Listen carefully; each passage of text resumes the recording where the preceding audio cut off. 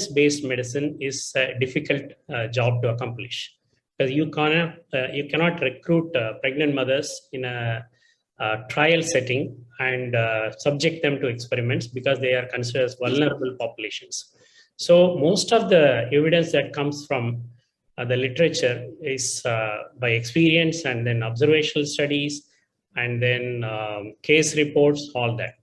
Now, in recent times, we have some ongoing trials which address the problem of gestational diabetes, as well as women with pre-gestational diabetes. So pregnancy is always a problem for the mother if the delivery happens in a center where equipments are not there. In olden days, you can imagine what could have been the agony experienced by mothers to deliver a baby. And there were significant improvements in pregnancy outcomes over the century. In this presentation, I'm going to cover something about pre-insulin era, before insulin got discovered, what was the outcome, and the introduction of insulin into clinical use, how it changed the scenario altogether, and the increased understanding of the etiology of diabetes and pregnancy, which happened over a period that led to vast improvements in the maternal and fetal outcomes, and the developments in metabolic and obstetric management of pregnancy, as well as major advances in technology, how that also influenced the outcomes. During the pre-insulin era, women with diabetes rarely became pregnant because of type 1 diabetes, because of the hormonal alterations. Even menstrual cycles were very irregular, and the chances for them to become pregnant was very remote. And when they did become pregnant, the prognosis for both the mother and child was most unfavorable.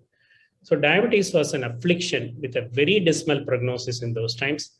The dominant philosophy of that period, before 1850, was that a successful pregnancy was virtually impossible in a diabetic woman.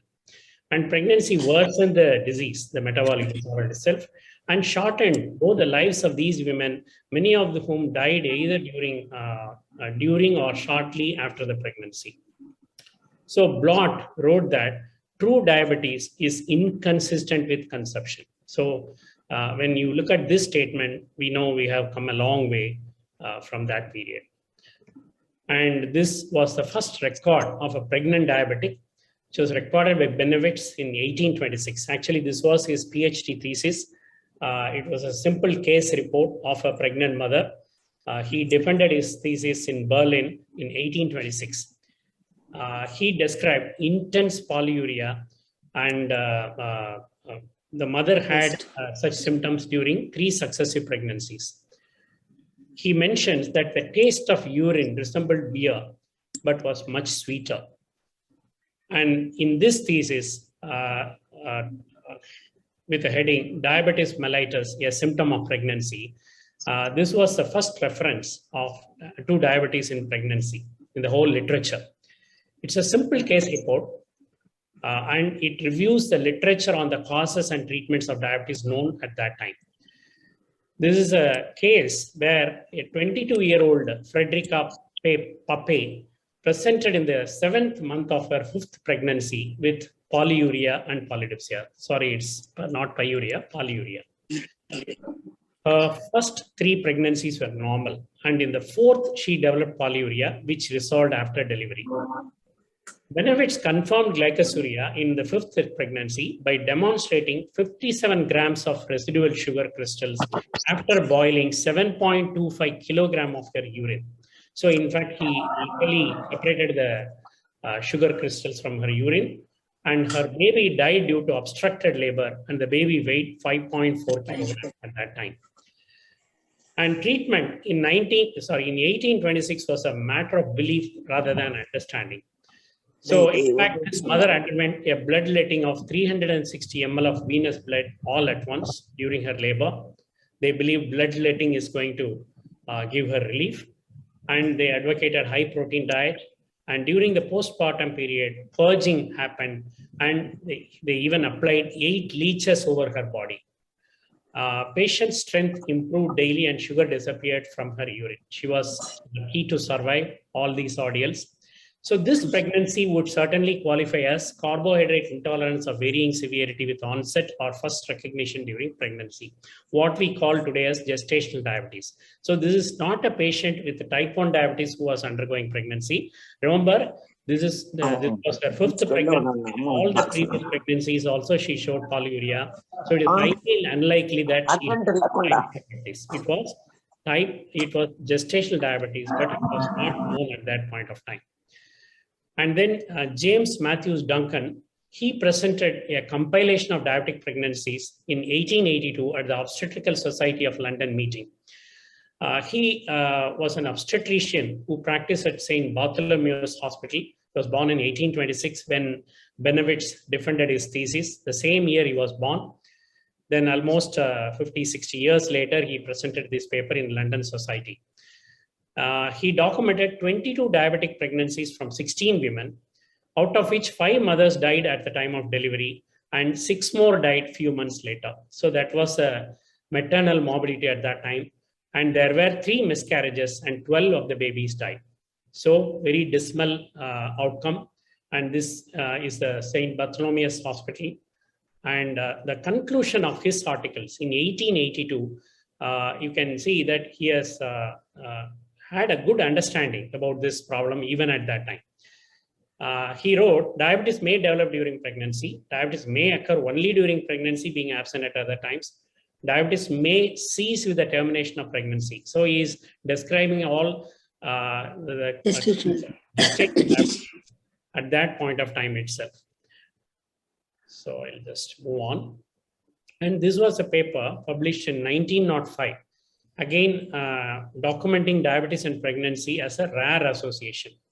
So you can see on top, the occurrence of diabetes in pregnancy is rare. So the recorded cases show that pregnancy may occur in diabetic women or that diabetes may commence during pregnancy and continue. So even those times, people recorded that diabetes can occur only during pregnancy, which we call as gestational diabetes. And diabetes is undoubtedly a very grave complication of pregnancy, maternal death having occurred at the time of labor or within few weeks in 10 out of 19 cases. That's what this paper records. Then came John Whitridge Williams, a very famous obstetrician of Baltimore. He practiced at Johns Hopkins, and he was the editor of Williams' textbook of obstetrics. You can see on the left, the first edition, which got published in 1904, from which I'm going to quote. And on the right, you can see the 25th edition, the current edition of Williams' textbook of obstetrics. And in 1909, in his textbook, he summarized the world literature as he wrote that Matthews Duncan was not correct in terming all glycosuria of pregnancy as very dangerous affliction. He blamed Matthews Duncan for concluding that the mere detection of sugar in the urine constituted one of the most serious complications of pregnancy. He recognized that most mothers had lactosuria. So he was differentiating between lactosuria and glycosuria. And he writes, if glycosuria appears late in pregnancy and is less than 2% and is not accompanied by symptoms, it is probably transient. He is talking about renal glycosuria of pregnancy, which even we know. And if glycosuria appears early in pregnancy and in large amounts, the condition is more serious. This is a physician biochemist, Dr. George Graham. He was the first one to describe renal glycosuria. That means mothers can have glucose in urine without even having any abnormality in their blood glucose levels. That is because of the alterations that happen in the maternal metabolism and the renal filtration due to the hormonal changes.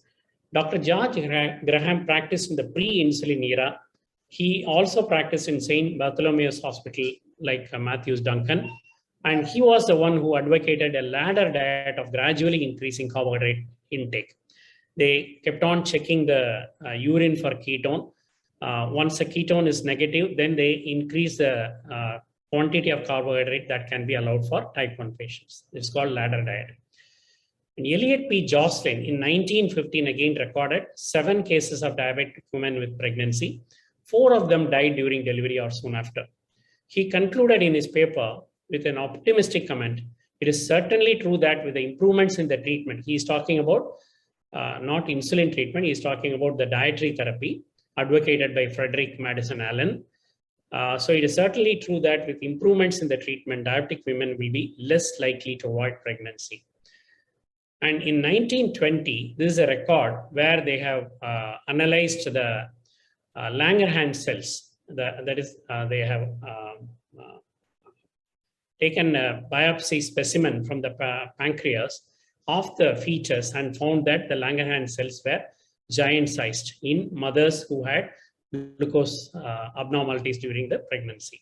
So they could relate that to the giant cells, Langerhans cells in the pancreas. And with the advent of insulin, striking features emerged. The first one was relatively large number of pregnancies recorded by Joslin Clinic was associated with fantastically low maternal mortality, which I'm going to show the data for you. So even though maternal mortality was almost 50% or more in most other centers in the world, only Joslin Clinic was different even before insulin got discovered. The cornerstone of diabetes management before the introduction of insulin was dietary therapy. Once insulin got discovered, there was a dramatic fall in maternal mortality from over 45% to just over 2%. The perinatal mortality, unfortunately, was hardly affected. So babies were still dying even after the discovery of insulin.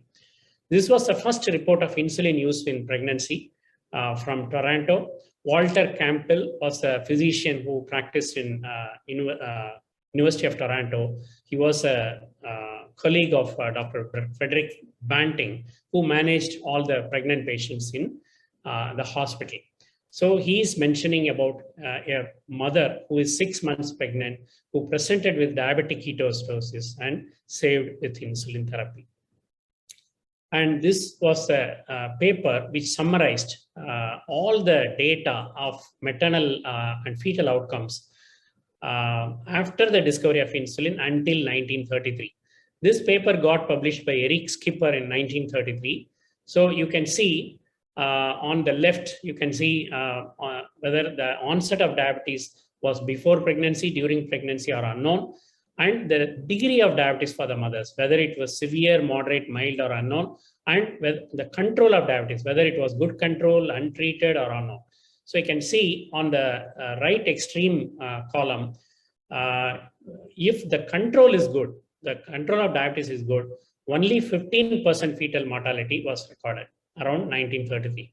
Whereas if the control was not good or untreated patients, 100% of the babies died, even after the discovery of insulin. And again, this is another series of paper cases, which was recorded by Lawrence and Oakley. It is called Lawrence and Oakley series, got published in 1941. In this series, they have recorded 33% fetal mortality. Remember, this is almost 21 years after the discovery of insulin. Still, 33% of the babies were dying. And among the babies, if the mothers had complete supervision, the death rate was 23%. If the mothers had partial supervision, that means they were not attending the antenatal clinics properly, then 50% of the babies died. If there was no supervision, 70% of the babies died. And you can see on top the fetal and maternal mortality, where you can see the green column shows the maternal mortality dramatically reduced, whereas the fetal mortality remained at around 35%. And to reduce the fetal mortality, the use of elective cesarean section was advocated. Actually, before intrauterine fetal death happened, they wanted to deliver the baby. This pattern of practice was there between 1930 to 1950. So it was known for them that intrauterine fetal death was a phenomenon of the last weeks of pregnancy. So they planned the elective cesarean section to prevent intrauterine fetal death. Large proportions of death had already occurred by the end of 36 weeks. That's the problem, because the control was so poor. Most of the babies died in utero before 36 weeks itself. When the doctors tried to deliver the baby at around 34th, 35th week, Most of the babies died because of the respiratory distress, because the lung maturity was not good. So because of that, they died. So early delivery also increased the death. So very early termination did not alter the outcome, but merely changed the death bed of the fetus.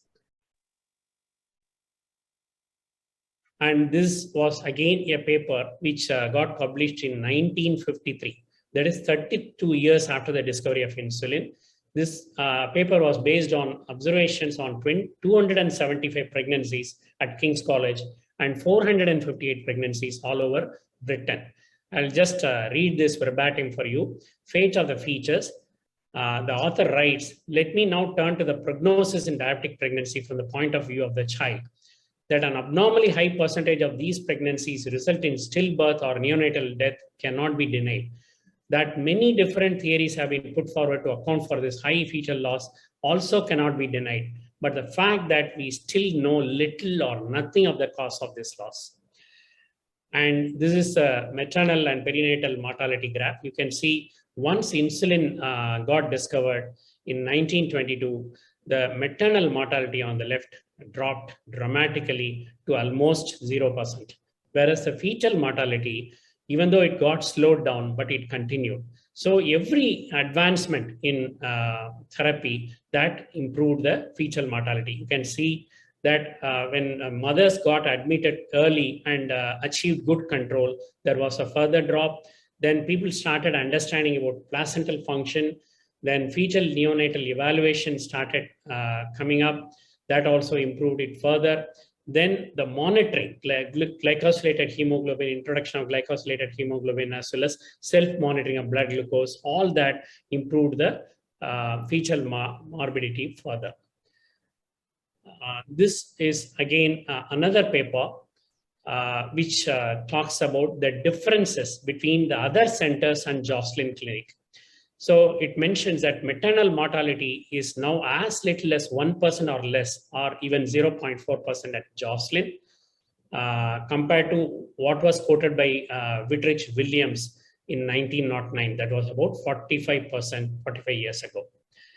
It also mentions, in marked contrast, the 10% fetal loss quoted by Nelson, Gillespie, and White. This is the Joslin group.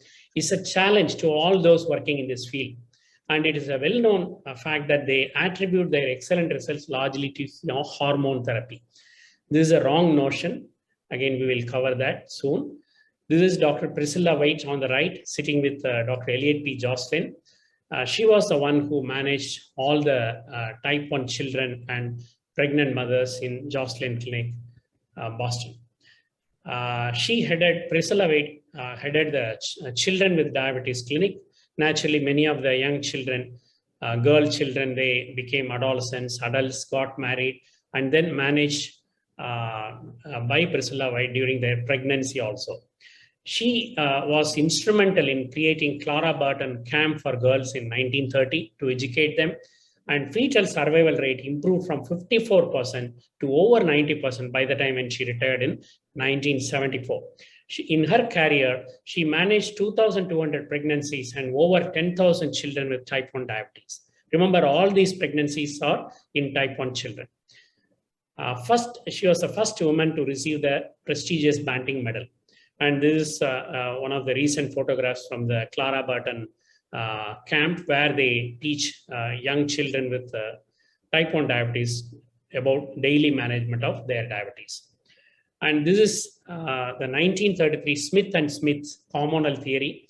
Actually, what they believed, that hormonal imbalance caused the late pregnancy toxemia, prematurity, and intrauterine fetal death in diabetic mothers. So they advocated hormonal therapy, and they published a lot. Too many publications by the same group, Smith and Smith. And Priscilla White got impressed with this group. And she felt that hormonal therapy will definitely improve the outcomes of the maternal and fetal survival. And even in Joslin Clinic, what they advocated was, if the woman had 25 years of diabetes, the fetal survival is hazardous. Suppose if somebody develops at 3 years of age and she's around 28 years now, she has got 25 years of diabetes. If she is going to get married and become pregnant, pregnancy is going to be hazardous, and the maternal morbidity is probable, and maternal survival is going to be a gamble. At the present time, we are influenced to advise against pregnancy in diabetic women over 30 years of age whose diabetes is of 25 years duration. So this was advice given by even Jocelyn Clinic in those times. Now we know we don't advise anyone like this.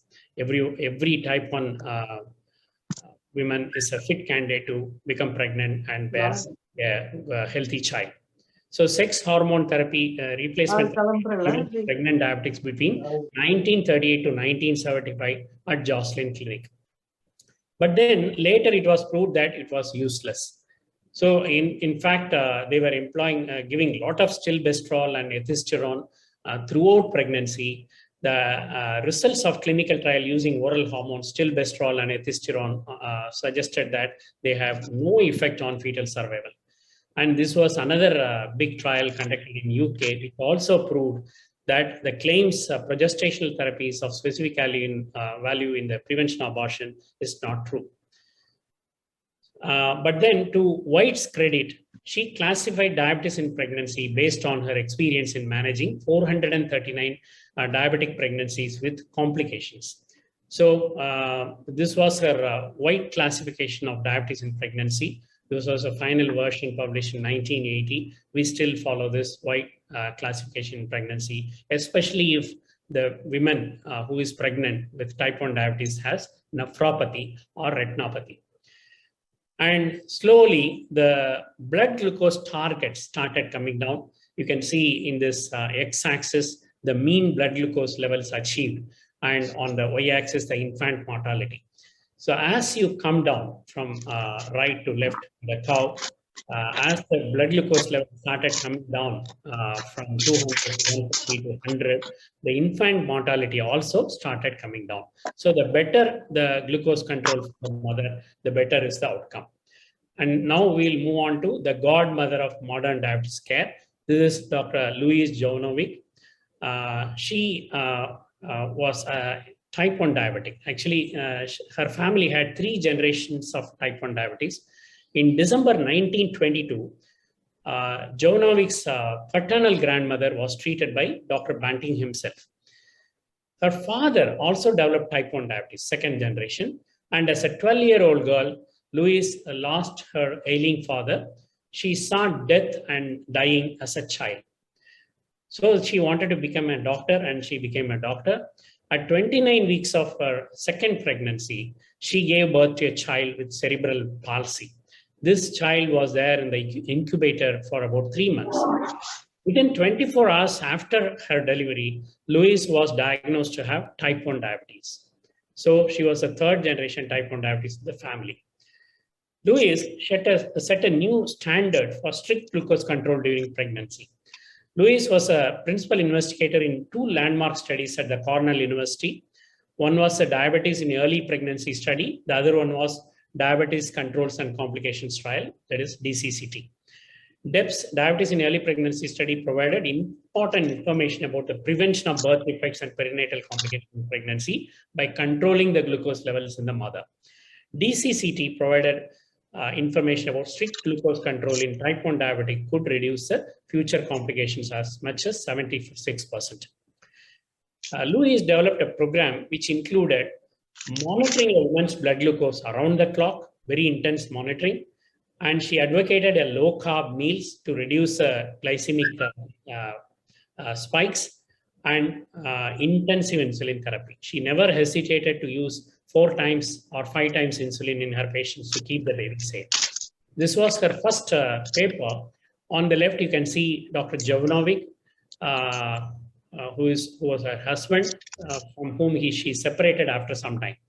So she derived her Jovanovic name from her husband, Louis Jovanovic. She practiced in Sansum Diabetic Center, Santa Barbara, California. This is a very famous diabetes research institute concerned with type 1 diabetes, intense glucose monitoring, continuous glucose monitoring, insulin pump therapy, as well as artificial pancreas. She sang the gospel that a normal glucose levels meant a normal baby. Her first study involved 10 pregnant women with type 1 diabetes who had round-the-clock glucose testing during the entire pregnancy. This study she did when she was doing fellowship at the Cornell University. The result was 10 perfect babies in every way, in terms of birth weight, metabolically, as well as anatomically. It was the first study to show that strict monitoring and absolute normalization of blood glucose could yield healthy babies. A year later, she published a larger trial of 52 diabetic women that showed conclusively that diabetic women, even those with severe disease, could have healthy babies. And you can see some of the babies in this photograph. And these are the two papers which she published. One was 10 babies, the other one was the fabulous 50. Louise did groundbreaking work in pregnancy diabetes. On the left, you can see Louise, a young and on the right, the photograph shows she herself at graduation, and she was very kind to her patients and to the babies, and she published a lot of publications in pregnancy diabetes, landmark publications, books, and this is one of the important textbook of diabetes and pregnancy, of which she is a author, and also she published a lot of books for the patient themselves, books in their own language. And she was an accomplished ballet dancer. So she participated in ballet, and she was a member of that State Street Ballet of Santa Barbara. And this photograph was taken in their 25th anniversary. On the extreme left, you can see Louis Jovanovic standing there in the group photograph. And to remember Louis Jovanovic, a study was initiated, a large multi-center study. It was called Louis P study. It was a longitudinal observation of insulin use and glucose sensor metrics in pregnant women with type 1 diabetes using continuous glucose monitoring and insulin pumps. It's called Louis P study. Then we'll come to GDM. The idea of gestational diabetes as a clinical entity was disputed for many years, even in the early times, before even the term was coined. I have shown you that many of the researchers have identified that glucose intolerance can happen only during pregnancy. Even nowadays, the screening and diagnostic criteria are controversial subjects. Gestational diabetes is increasing worldwide, parallel to the epidemic of obesity and type 2 diabetes. First description of GDM came in 1926. Lambie described it. I'll read from this paper. When diabetes arises for the first time during pregnancy, it usually manifests itself as about 5th or 6th month. Prognosis, it is generally believed that prognosis is better when diabetes begins for the first time during pregnancy than when pregnancy complicates a pre-existing diabetes. But then they were clueless about GDM. Even the father got blamed for macrosomia. In this paper, it is the author writes, it has been suggested that the pre-diabetic father may be a responsible agent in the production of giant babies. So they were not sure why the babies were born big. Maybe it's because of the paternal influence. That was their guess. And this was another paper in 1945, which reported pre-diabetic as gestational diabetes. And here I want to quote an important statement from James Harrington, who is a quality management consultant. He said, measurement is the first step that leads to control and improvement. If you can't measure something, you can't understand it. If you can't understand it, you can't control it. If you can't control it, you can't improve it. So this becomes a Taraka mantra in pregnancy management. We need to measure things correctly to predict the maternal and fetal outcomes. So again, a long history for that. So this was the first experiment where 50-gram oral glucose tolerance was given by Het and Lukens in Belgium to pregnant mothers. They gave 50 grams GTT or administered the 50-gram GTT to pregnant mothers when they were on their 8th week of pregnancy, and then at their 24th week, and then 1 month postpartum. So this 1953 experiment was the precursor for future oral glucose tolerance tests. You can see all the 3 curves, the 8th week curve, 24th week curve, and 1 month postpartum curve in this paper. What they concluded was to recognize pre-diabetic mothers. They are mentioning pre-diabetic here to mean to define gestational diabetes. To recognize pre-diabetic mothers, it is necessary to perform glucose tolerance tests in each trimester. That's the current recommendation. The current recommendation is during the first antenatal visit itself, we are supposed to check the sugars in the mother by doing a GTT. And if it is normal, you have to repeat it in the second trimester and third trimester. So in this paper itself, they have mentioned this. Glucose tolerance tests should be made when there are diabetic relative. They are talking about the risk factors now. If there is a diabetic relative, when a pregnant woman has a history of abortions, stillbirths, or large babies, and if the woman herself weighed more than 4.5 kilogram at her birth. So this paper even talks about the woman's birth weight, her own birth weight. Insulin is in the largest tolerated doses, and interruption of pregnancy at 35th week might reduce the pre-diabetic infant mortality. These were the conclusions. And based on this paper, Wilkerson actually analyzed the risk factors. You can see on the left column, there are a lot of risk factors. If the mothers had elevated blood sugar, large baby, and abnormal pregnancy history, then they had abnormal glucose tolerance test. 36% of them had abnormal glucose tolerance test. If there are two risk factors, then the abnormality in the GTT, the percentage came down to 20. So similarly, they have analyzed each risk factor and calculated the percentage of women who will turn abnormal. So the problems of fetal abnormality exist even among pre-diabetic women. This paper acknowledges that pre-diabetic women, that is gestational diabetes, is not abnormality which can be easily ignored. The babies can get into trouble. It needs to be addressed. In these women with history of fetal abnormalities, diabetes occurs later in life. And Wilkerson was the first one to advocate the 3-hour 100 grams oral glucose tolerance test in 1957.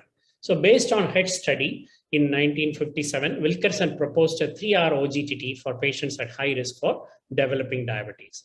For women with no risk factors, he recommended a 2-step approach, which is even followed today by American Association of Obstetrics and Gynecology.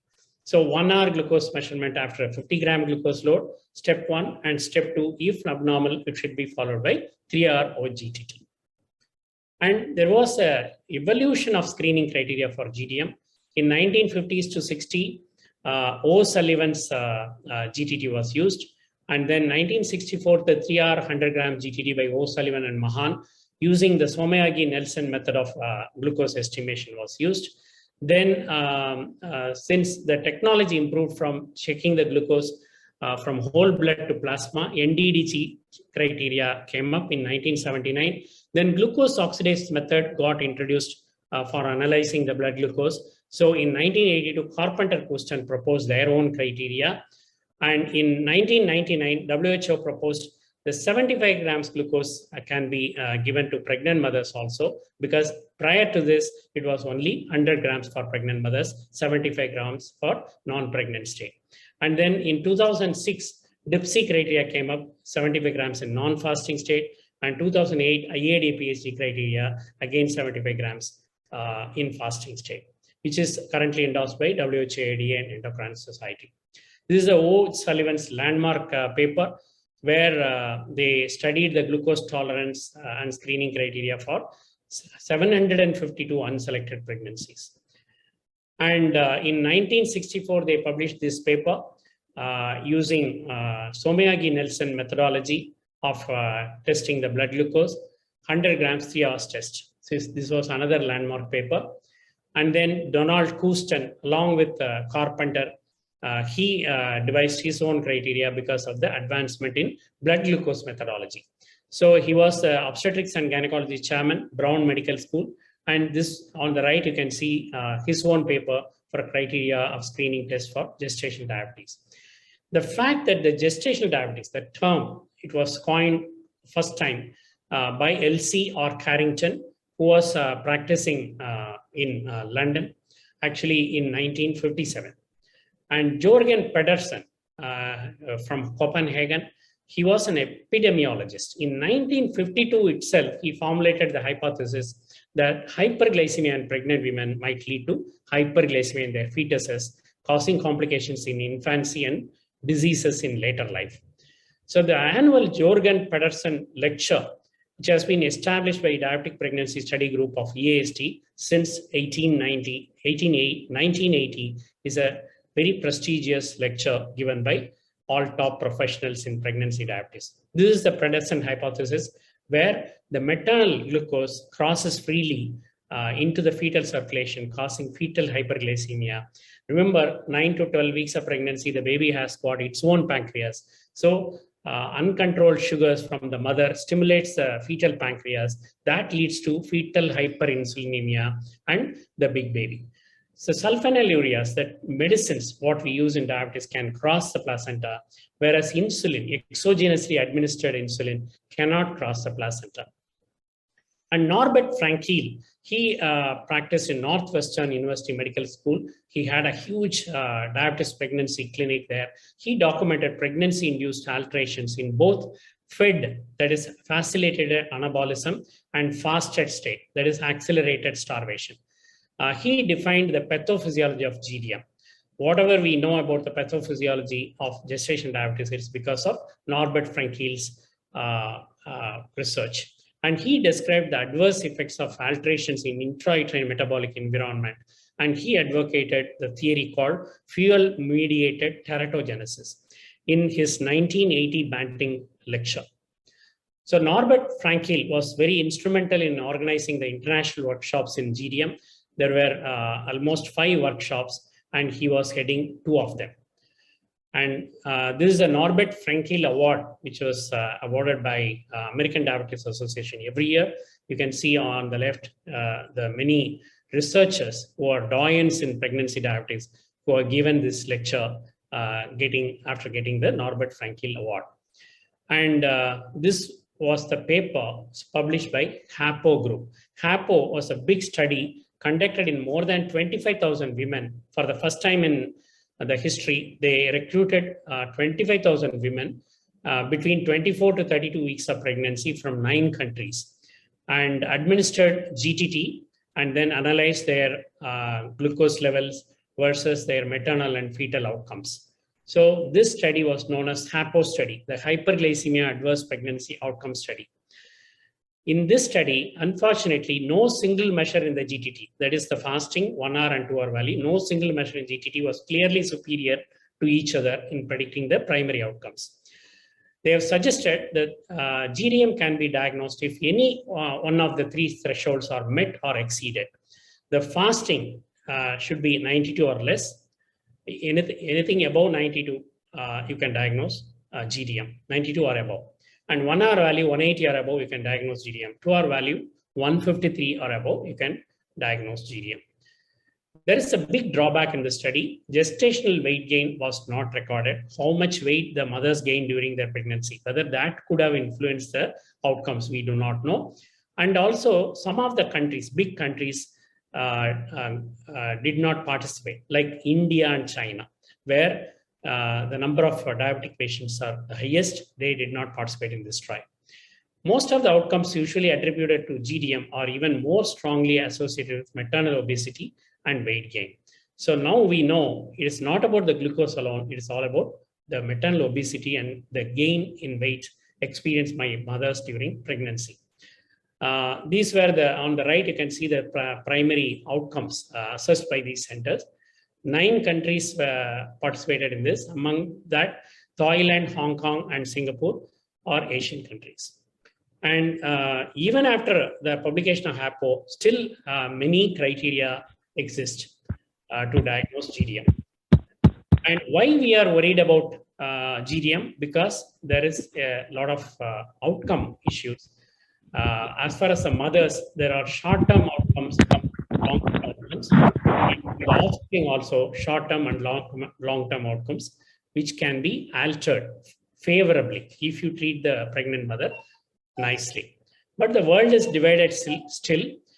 Some of the countries follow IAD-PSD criteria. Some of the countries are against IAD-PSD criteria, which includes India also. because of the DIPSI criteria. And Professor Seshaya, actually, all of you will be knowing Sir well. He was a former HOD and Department of Diabetology, GH. He started the first pregnancy diabetes clinic in the maternity hospital, Children's Hospital, Egmore, in 1979. He is the founder of the DIPSI group, which is the largest group of pregnancy diabetes study group in India. And his birthday, March 10th, is being celebrated as the National GDM Day to honor his work done in GDM. And Sesha's spot test, it is called Sesha's spot test. Any mother walking into the clinic can be administered a non-fasting 75 grams GTT, and then you measure 2-hour value. If it is more than 140, you can diagnose GDM. This test is important in the context of India because in a lot of remote areas are there. The mothers may not be able to come on time in fasting state because they have to travel long distances. And then in crowded government hospital clinics, you cannot expect all the mothers to turn out in a fasting state some other day. So there will be a lot of loss to follow patients. So this test is important in the Indian context. Then Boyd Mescher is a professor of endocrinology, Northwestern University, Chicago. He's a member of the organizing committee of the GDM conferences, and he was also a principal investigator of the HAPO study. And they also published a follow-up of these children who are born to the mothers who participated in the HAPO study. In that follow-up study, they found that the mother's blood sugar level during pregnancy is an independent contributor to the child's weight and risk of being obese later in childhood. This is one of the books edited by Boyd Mescher. And this was the first report of a pregnant patient to use self-monitoring of blood glucose. This was another advancement. Now we are shifting the focus of testing in the hospital to the patient's homes. We encourage pregnant mothers to get a glucometer and monitor their own glucose levels. And this happened for the first time in St. Thomas Hospital, London. Dr. Clara Lowy allowed her patient to have a glucometer at home and start monitoring her blood sugars for the first time. And I think if I can have another 15-20 minutes, ma'am, can I have another 15-20 minutes or should I finish here?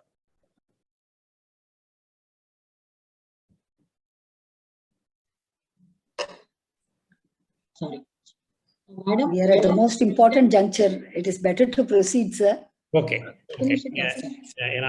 If it is too long, then I can finish here. Yeah. So this second part, a smaller part, which we are going to cover about the transgenerational implications of diagnosis of gestational diabetes. This is a real family, a patient of mine who faced health challenges spanning 3 generations. A 42-year-old IT professional who got admitted with acute coronary syndrome. He had no CV risk factors. He got all right because they did a primary PTCA and stenting, and this man is fine now. But he had no risk factors for, cardiovascular risk factors. His wife is obese. Her mother was a diabetic when she conceived. Their 14-year-old daughter is overweight already and diagnosed to have type 2 diabetes recently. At 14 years of age itself, she has developed type 2 diabetes. Now you just remember this family. The husband with no risk factors developing myocardial infarction early in his age. The wife who is obese, but her mother was a diabetic when her mother conceived her, and the daughter of this parents is already having type 2 diabetes. Now, traditional risk factors do not account for the entire cardiovascular disease burden. You can see on the left non-modifiable risk factors. You can see on the right side modifiable risk factors. Even if you address all this, still you cannot prevent diabetes. Why is it so? Suppose if this family comes to me and asks me like how to prevent diabetes, then suppose before coming, naturally most of the patients Google. So suppose if you Google prevention of diabetes, I actually Googled and this was the paper which I saw from Mayo Clinic. Okay, so Mayo Clinic is a reputed place. They've advised lose extra weight, Losing weight reduces the risk of diabetes. Be physically more active. Eat healthy plant foods. Eat healthy fats. Skip fat diets. Make healthier choices. All are good advice. But is it enough? Suppose if you search the PubMed for published literature, peer-reviewed literature about prevention of type 2 diabetes, you get this paper. The first hit, the prevention of type 2 diabetes, we got published in 2008. So nobody is talking about prevention of type 2 diabetes. And there is another paper, even 1 year before that, prevention of type 2 diabetes, fact or fiction. So I think this is titled nicely. Is it a fact or fiction? And this is normal glucose metabolism on the left side. Early metabolic dysregulation happens in between. Then people develop pre-diabetes, then they progress to type 2 diabetes. Unfortunately, even in the pre-diabetic stage itself, there is evidence that the capillary basement membrane starts showing pathological changes. So you have to diagnose the glucose abnormality even before it strikes as type 2 diabetes. Then that means, is it enough to do primary prevention? That they did tried in diabetes prevention program where they enrolled pre-diabetics people and obese people and tried to prevent type 2 diabetes. But then only 45% of the patients got prevented from developing type 2 diabetes. So why is it so? Then that means you have to start addressing the normal people.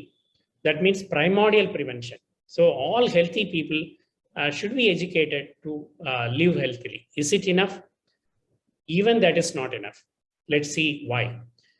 James Neal, who is known as the father of human genetics, he advocated the thrifty gene hypothesis in 1962.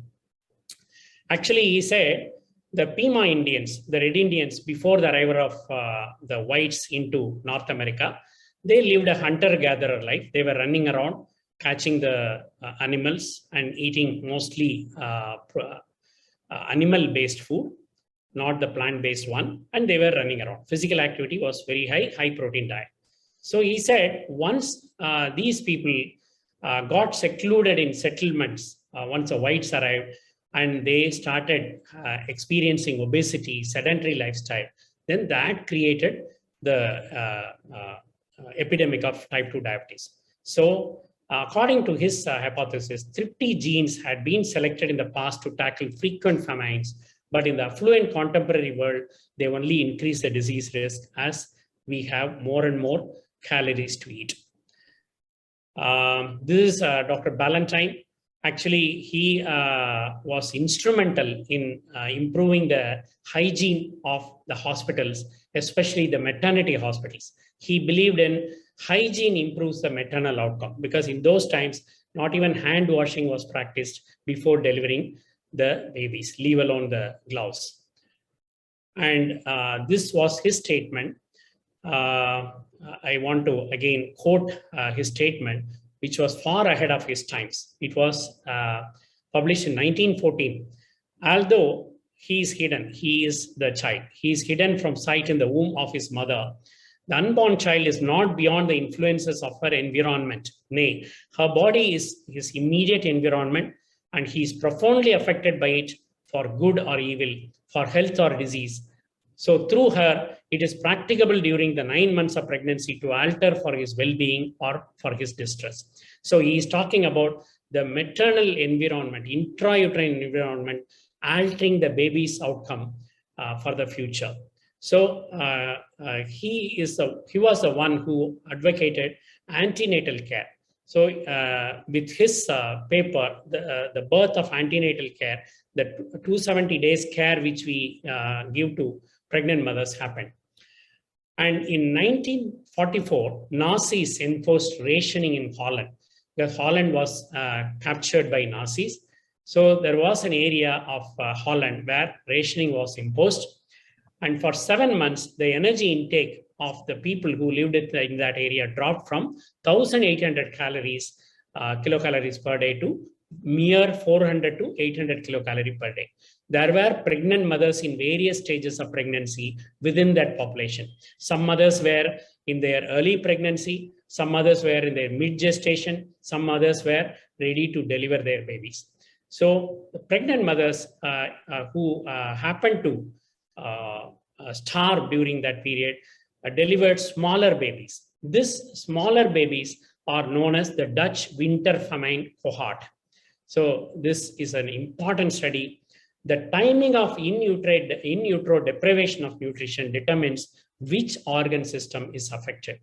Suppose you can see in the Dutch famine on top, in 1945, some months, some mothers were in their early pregnancy, some others were in the mid, and some of them were in the late gestation. They analyzed the infants in their later life, how they developed diseases. If their mothers got exposed to undernutrition during their first trimester, then their risk for developing cardiovascular disease, hypertension, obesity was higher. If the exposure happened during second trimester, glucose intolerance, pulmonary diseases, renal diseases were higher. If it was a third trimester, then glucose intolerance. In all the trimesters, diabetes is a risk factor, but early pregnancy, hypertension, dyslipidemia, and cardiovascular disease. In the second trimester, it is more of the lungs and kidneys, which we need to remember here. And then came David Barker, an epidemiologist who challenged the idea that chronic adult disorders are explained only by bad genes and unhealthy adult lifestyles. And what happened, he looked at the atlas. The developmental origin hypothesis was devised by looking at this atlas. So he just looked at the mortality rate of England, death from coronary heart disease, which was recorded between 1968 to 1978. When he looked at the map, this is the death of men in England and Wales between 1968 to 78. And you can see the red areas where the death happened in a higher frequency, and green areas, the death happened in lower frequency. And when he analyzed the areas for their demographics, the red areas were poor land. So poor people lived in the red areas. The food was available in a sparse way, and urban poverty was prevalent in the red areas. Whereas green areas, the area was rich and abundant food was available. So, so he wondered why in areas where people lived in poverty should die due to heart disease. Then Barker noticed a striking resemblance between the maps of cardiovascular disease in the 70s and 80s, which I just showed, and the maps of infant mortality in the 1920s. So he just looked at the infant mortality of the 1920s, same pattern in the same areas emerged. You can see on the right, the infants who suffered during the First World War. You can see emaciated, malnourished infants there. So when they became adults, they had higher risk for cardiovascular disease. This he could understand, but what is the proof? He has to prove. That. So there was a serendipitous discovery of a record known as Hertfordshire record. For this, you need to know that Ethel Margaret Burnside was a nurse, health visitor, who was just visiting a particular area in England throughout her career as a nurse. She used to go to the homes of every area in her jurisdiction, and she used to record the child health parameters. So he compiled the largest and most detailed set of records on infant welfare in whole of UK from the county of Hertfordshire from 1911 to 1948. This was the duration of her records, and meticulous records. She documented the birth weight. She documented whether the babies were vaccinated, whether they were breastfed or formula fed, age of weaning, whether they had bouts of illness in their early life. Everything was recorded by her. And even when a baby is born, she used to visit the home. And then exactly at the first birthday, she will again visit the home. Second birthday, she will visit the home. Like that, she recorded, and these records were available. Barker came to know that Hertfordshire records were available, and then he got permission from the government. In a truckload, he shifted all the Hertfordshire records to his facility and analyzed the data and published this paper. So he found that the areas with highest mortality, infant mortality, had the highest rate of cardiovascular deaths in the 1970s. So in 1920s, if the infant mortality was higher, naturally the mothers were undernourished. All the children born were undernourished. They had a higher risk to develop heart disease later. So Barker traced many of the individuals named in the Hertfordshire records and found their health in adulthood was associated with how they had grown in utero. So this is a standard mortality rate. You can see if the men, they were born with a lower birth weight, their risk to die due to cardiovascular disease was higher. For women also, it is applicable. The lower the birth weight, their risk for future cardiovascular risk was higher. So this is called developmental programming. So maternal malnutrition causes an adjustment of gene expression, which produces a phenotype in utero that will be most appropriate for the postnatal environment. So the fetus's phenotype gets adjusted in utero itself for this malnutrition. But when the baby, after its birth, when it gets exposed to obesogenic diet, a lot of calories available, naturally there's a mismatch between the expected and actual postnatal environments that increase the risk for later life diseases. This is a photograph, a famous photograph which got published in Lancet. It is called YY paradox. These are the two endocrinologists, very famous endocrinologists. On the left, you can see Dr. Yatkin from UK. On the right, you can see Dr. Yagnik from Pune, who has done seminal studies in adult diseases, fetal origin of adult diseases. Both Yatkin and Yagnik were close friends. They got trained in UK together. They were endocrinologists, and their BMI on top, you can see both of them have the same BMI, 22.3. That is, they are not overweight, normal BMI. But when they analyzed their body fat, Yatkin had 9.1% body fat, whereas even though Yagnik looks very lean, he had 21.2% body fat. According to Yagnik's own admission, the only exercise he does every day is to catch a lift inside the hospital when the door started closing.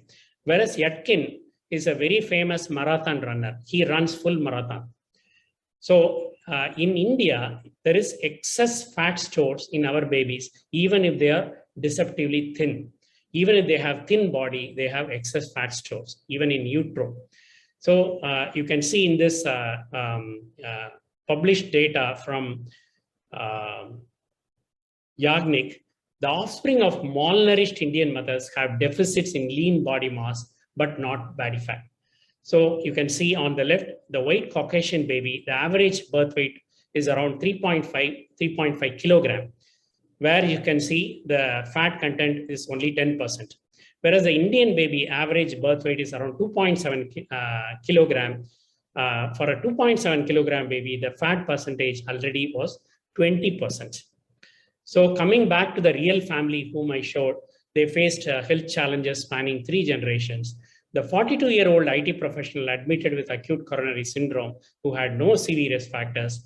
When I asked for his birth weight was only 2.2 kilogram. When he was born as a small baby. And then he picked up a lot of weight later on.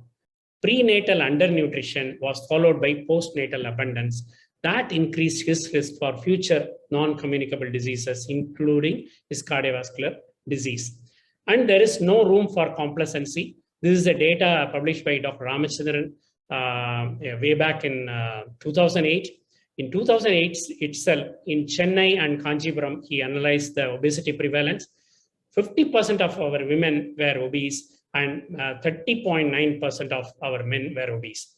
And there was a 34% increase in prevalence of diabetes from 2000 to 2006.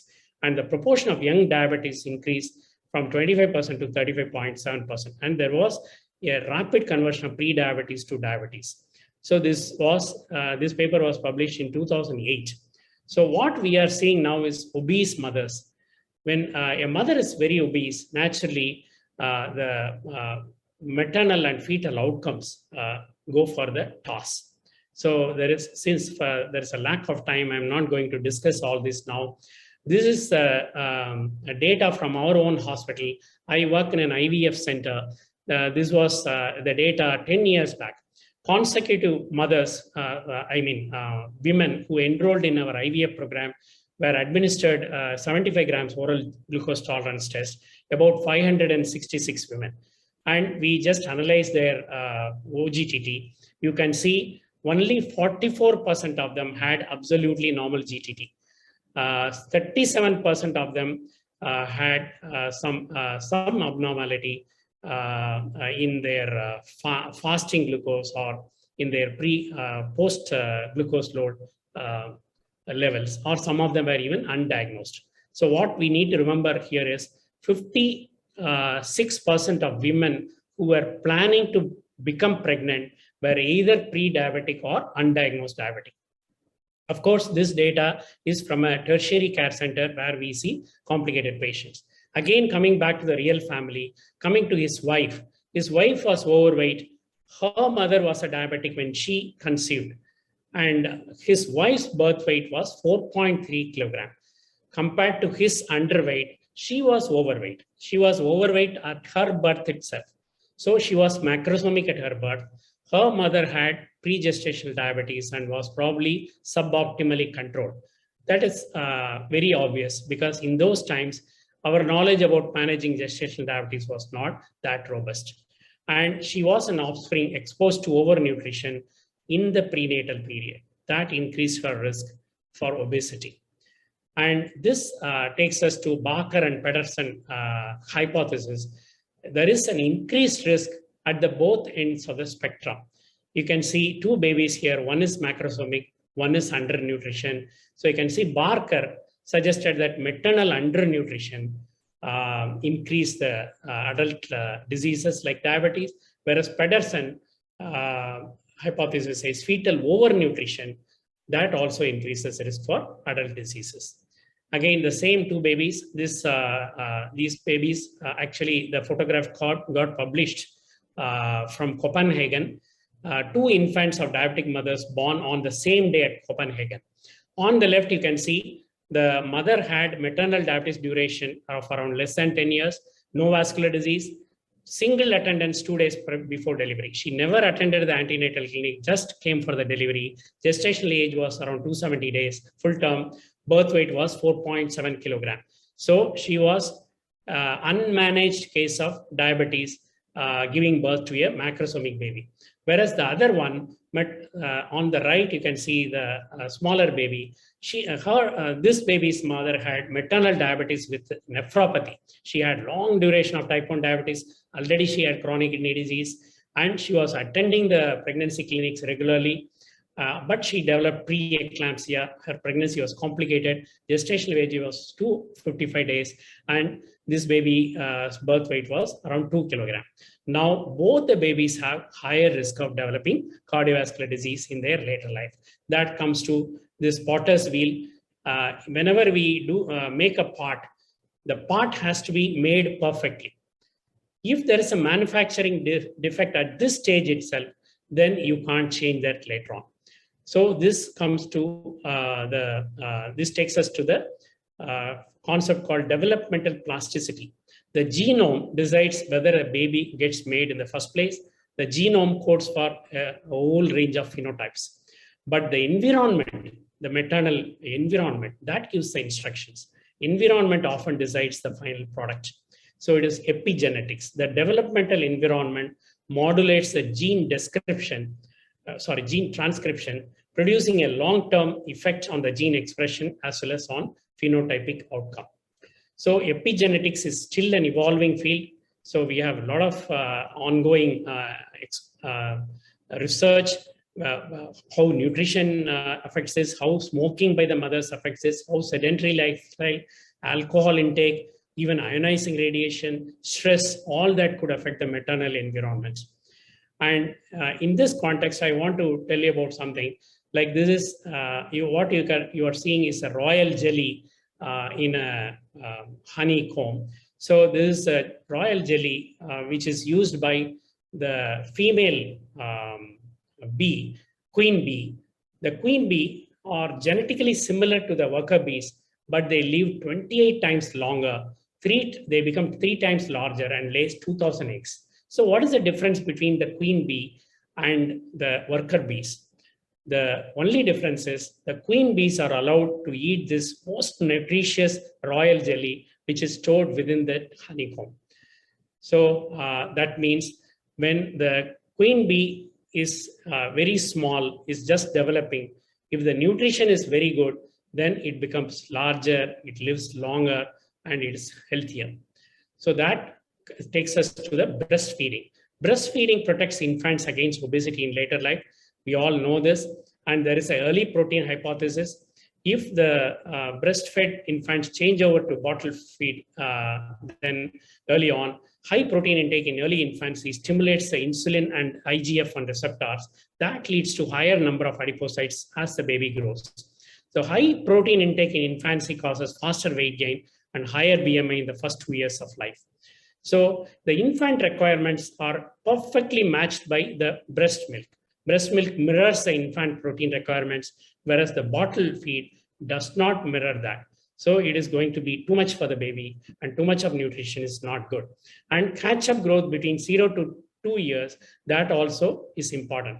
It's related to the low birth weight. In a low birth weight baby, if the baby grows too fast, then it's trouble. Pronounced catch-up growth occurs after severe intrauterine growth restraint.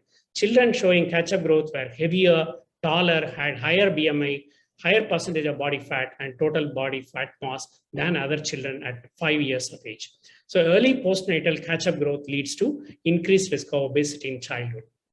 So that takes us to the concept, the 1,000-day nutrition concept.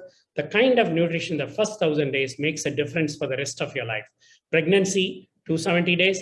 The first year, 365 days. Second year, 365 days.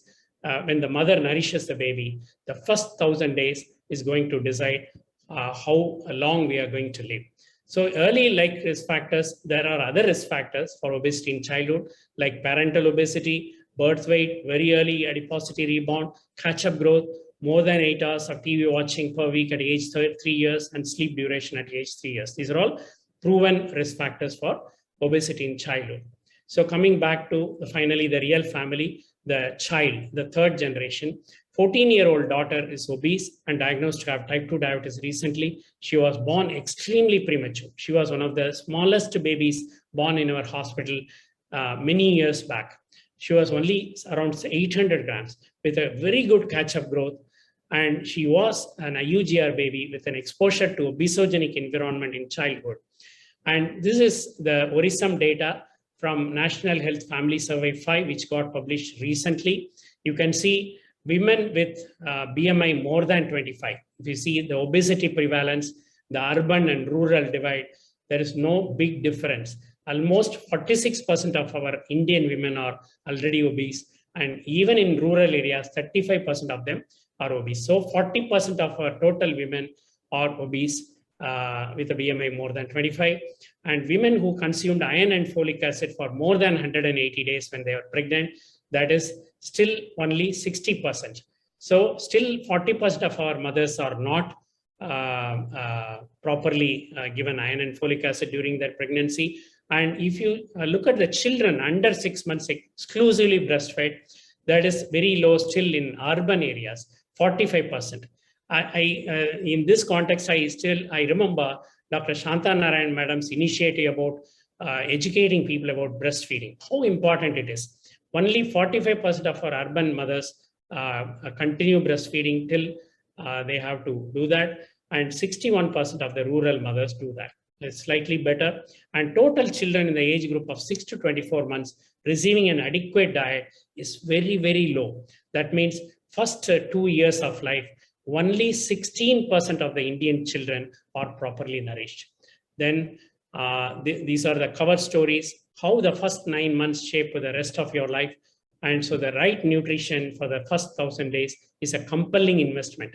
Instead of focusing exclusively on people's genes or on their diets and lifestyles in adulthood, we need a developmental approach to public health. Public health initiatives must support girls and young women with low incomes to prioritize their healthy eating. Better access to quality food would improve mother's nutrition and thereby the health of future generations. We have to act now. Focus on the health of young girls, mothers to be, pregnant mothers, and children between 0 to 2 years. We need to adopt a life course approach, which is very important in understanding both the origins and prevention of obesity and non-communicable disease epidemic. What needs to be done? We need to think transgenerational. A girl is a mother to be from the time of her own mother's conception. A mother is a biological bridge to the health of future generations. I want to quote this in this last slide, Abraham Lincoln, all that I am or hope to be, I owe to my angel mother. Thanks for patient listening. I'm extremely sorry for the long presentation, but I have no other go. When it comes to pregnancy, we have to cover everything. Thank you for your attendance. Very nice. Congratulations. Excellent.